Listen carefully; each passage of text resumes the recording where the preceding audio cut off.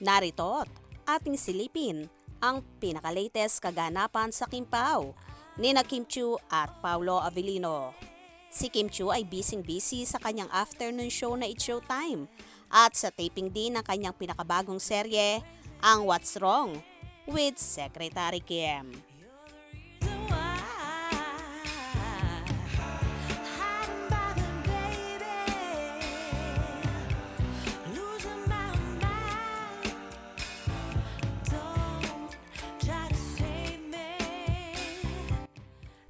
Nagkaroon din ng vlog si Kimi sa kanyang YouTube channel kasama ang Vice President ng Sisters Napkin at nagbigay sila ng iba't ibang advice.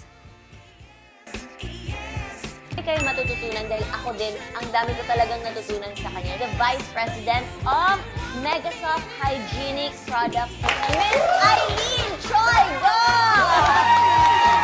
Tatalon ka ng 3 hagdan. Exactly. Kasi parang 3 days lang. Mainit ang ulo natin. Yes. Actually, kapag meron. Tayo. Ganong drama ka na pala dati. Nakunan ako. Nag-hysterical ako sa... So yun, eto lang talaga. Yan lang 3 yung product Tapos namin. Tapos dumami na ng dumami. And tignan mo naman ngayon ang Sisters. It's all over. And then isa siya sa mga top products ng sanitary napkin and panty liners. Palakpakan natin! Thank you. So much, Achi. Maraming Thank you. salamat. And more power to Megasoft and Sisters. That's Merry Christmas! While si Paolo Avellino naman ay busy sa kanyang pag-gym at ganon din syempre sa taping ng What's Wrong with Secretary Kim with Kim Chiu.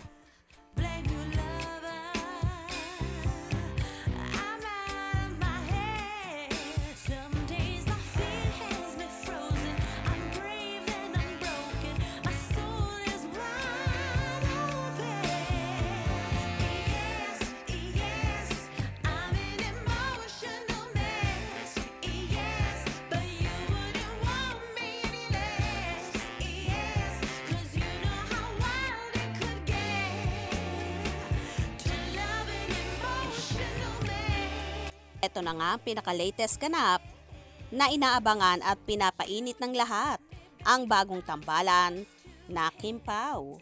Kaya naman tumutok at huwag na huwag pahuhuli sa mga maiinit na kaganapan. Anong inyong magiging reaction sa bidyong ito? Comment below.